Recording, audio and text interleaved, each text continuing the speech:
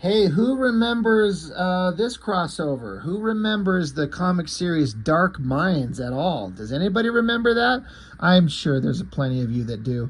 That was a book that come out. I do remember when I got it, and I do have those issues somewhere. Um, I was initially pretty impressed, and I'll explain why here shortly. But this crossover, Dark Minds, Witchblade, um, Dreamwave Productions was, I think, Pat Lee's studio that he kind of created. Pat Lee, that guy has had an interesting career. He, as far as I know, somebody, again, as always, please correct me. The first place I ever saw him working was, I think, at Extreme Studios, drawing some cheesy, like cheesecake, hot naked girl books, like Glory or whatever. I think I've reviewed a couple of those things where Pat Lee's drawing, and he was kind of trying to do the same kind of like Image Comics type artwork.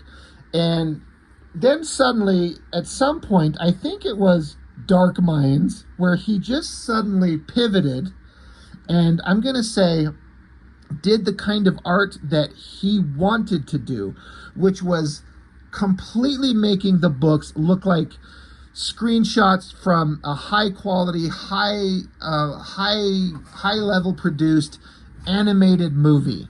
And that's what Dark Minds was. The coloring, the panel shots, the compositions of everything, it looked like an animated movie. And at the time I was like, this is really interesting. Artistically, I was like, wow, this is really interesting. Man, did Pat Lee just go a whole other direction. In fact, didn't he do the Transformers? I reviewed those Transformers comics, now that I think about it. Pat Lee did those books, and it had a very animated look, which it should, because it's Transformers. But his Dark Minds book, and then he did a series called, I think it's called Warlands, which is basically like feels like a World of Warcraft kind of thing, like a Lord of the Rings type thing, a fantasy Dungeons and Dragons kind of world. Again, all the artwork looked really interesting, but my memory of it, because I haven't read any of these in a long time, years and years, was that the stories seemed so overly complicated, which is the way I feel about a lot of anime, and that might piss some people off. There's some anime that I do like. I've talked about this before. Ninja Scroll, I love. The Ghost in the Shell animated, I love. I think those are great. But just in general, it's not my thing, because sometimes the stories are so weird, it's too overly complicated, or it's just odd. This is not my thing, but I appreciate beautiful animation in any format. And I've said for a long time now that having seen the high quality Japanese animation that can be done, it's ruined me on anything that gets made for American audiences anymore. My brothers are always trying to like, hey, watch this Batman Superman animated one-off that they did. It's amazing. And I'd watch it. I'm like, the animation is just not on the level of the stuff that they can do in Japan for Japanese audiences. It's just not even close. But having an artist create artwork that looks like that and putting it in a comic, I mean, I got to imagine Pat Lee's not the first guy that's ever done that, but it's the first book I ever saw that looked like that. And so we'll get into it. You'll see the stuff that's in here. Ultimately, this is a pretty thick book. Like, it's got this square bound back. It's a lot of pages. And so you're going to have Dark Minds. I can't even remember what the premise of Pat Lee's book, Dark Minds, was about. I have not a clue. Nothing about it stuck with me beyond how the artwork looked like an animated movie. I don't know what it's about at all. But for a minute, it was really popular. And somehow he worked out a deal to cross over with Top Cow Studios' premier property, Witchblade. So it's Dark Minds Witchblade. And you get Silvestri to draw a cover, which honestly, I feel like he took about 5 seconds to draw this. It's, considering what Silvestri can do, it's not bad. I'm not saying that at all. It's a beautiful girl's face, half technological, half Witchblade. Sure, but I'd want like a full figure thing with the hot body and the Witchblade everywhere and technology. I just feel like Silvestri was not invested in this cover. He did not give a fuck. And so thus, this is what we get. Coloring's kind of good, but just popping this book open, I think I remember, if I remember correctly, when was this produced? I should always look these up. Oh yeah, 2000, August 2000. So this is 24 years old at this as time at time of this recording. So this is forever ago. But I think I remember picking this up and going, I don't think I'm going to be into the story. But I flip it open, and what does the artwork look like? And I see that, and I'm instantly like, well, you kind of got me. This is so different, and it's so vast, and it looks like something from an animated show. But I have a little bit of a different opinion on it. I'll tell you why here. But writer David Wohl, that's the guy who's doing Witchblade, and co-plotting it is Pat Lee. Background assist James Rise, R-A-I-Z. I feel like he did in one of those other Transformers books with Pat Lee. Hyper detailed art. Inks, Alvin Lee, ink assist, a couple other people, a bunch of people, including Pat Lee on colors. So a lot of people involved in the artwork. And when you get this detailed, you understand why there's a lot of people involved. The only thing I look at now that I don't like about this, and there's something about this throughout this whole book in a lot of places, is it looks like just pencil lines, not inked, and that can work. If you've watched me for a while, you know that I tend to not like penciled artwork gone straight to color. I prefer penciled and then crisp black inks and then color. But this has kind of like a out of focus fog over it. And I don't know if that comes through on the camera. It still looks good. The dynamic angle is good. You get the sense of this dense metropolis city. The coloring, I think, works, like it's at night and all these glowing lights. So I both like it and find problems with it. And it's just kind of not as crisp and sharp as I would like. I mean, I'm going to bring it up close, and I don't know if it translates very well to what I'm talking about. There's so much skill and time and effort put into this. I think that looks pretty awesome. And then I like the text, put across it. I feel like this, I'm instantly like, this feels kind of like that Ghost in the Shell, that original big animated movie that Scarlett Johansson did a crappy remake of. And then flipping over to the next page, look at this other giant, vast city shot. Great buildings, perfect perspectives, all these stairs and everything, rainy sky, lightning. Like, this is 1,000 times better than this one. This is kind of foggy and hazy. This one is crisp and clear, and what a time-intensive drawing to do. I think it looks amazing. I am not going to talk about the story at all. I just could not bring myself to try and reread this thing. I do not give a shit.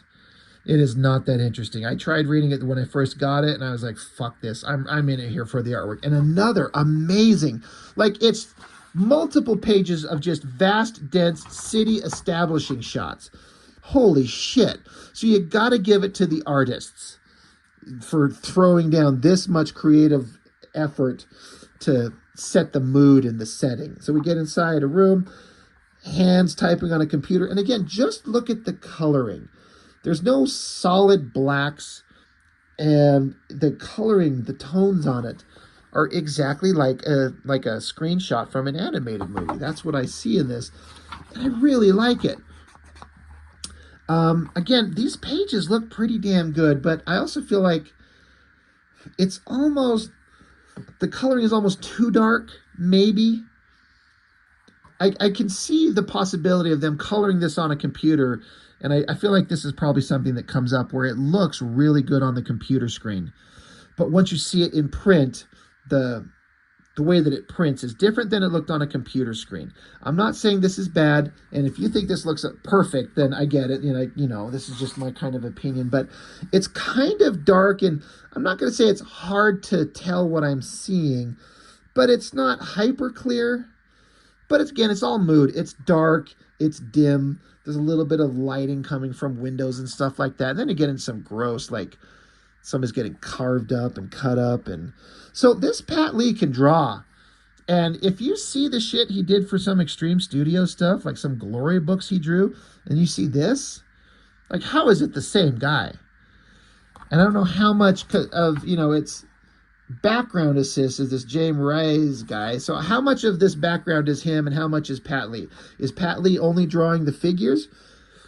Even if so, I don't care what means you use to get to the end result. If you draw the figures and someone else draws the background and ultimately the work is what it is, kind of into it. Then we cut to a couple of scenes of some other people. And again, I'm just going to repeat this a lot. It looks right out of an animated show. And this does not look like the Pat Lee from Extreme Studios. Not at all. He just leveled up to a whole other kind of artistic level. These cars look great. Maybe that might be that other artist I know. Well, Pat Lee drew cars and Transformers. I don't know. That's hard to say.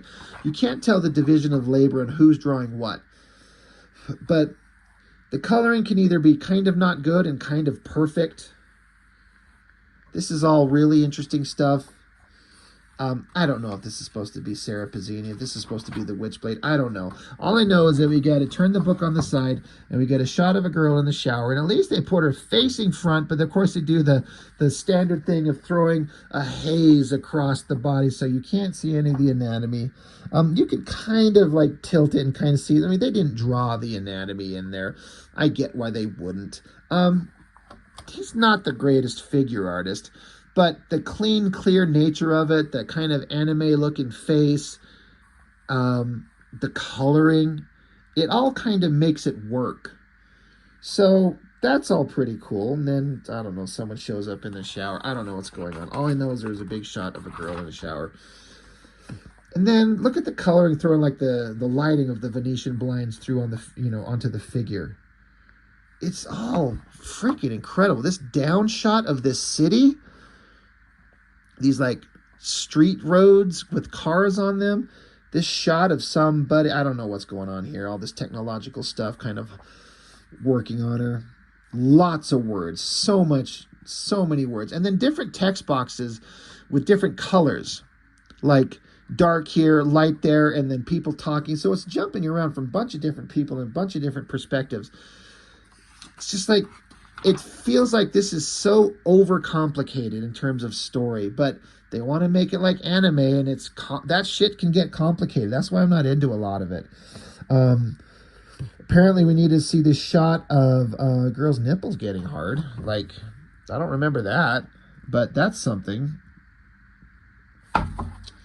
More complicated city backgrounds, pretty awesome. But it just kind of keeps going. Whatever's going on. Characters interacting. There was a murder. They're investigating. Maybe that's why the Witchblade, Sarah Pazzini's there. Lots of words. Lots of text. Blurring effects because something weird's going on. I don't know. I get them using the computer to do these blurring effects, but it just makes it hard to see. These do look like cars from those Transformer books that Dreamwave Productions produced. So maybe that's Sunstreaker. Maybe that's a Transformer right there. So it just does kind of become the same thing. But look how many words are on this page. Look at all the fucking text that this guy's saying. Does he have to say all of this? Is this story that good? I mean, David Wool, holy shit, dude. Are you writing all this text? Is this all necessary? Holy fucking shit. I am not reading this.